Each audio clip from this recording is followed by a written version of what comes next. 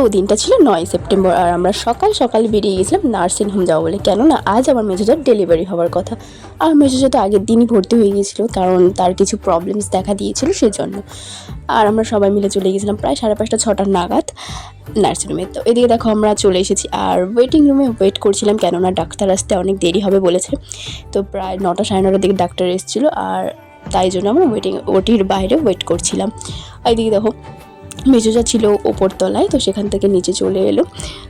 এখন প্রায় 9টা 9:30 বাজে আর এখন ওটিতে ঢোকাবে বলেছে।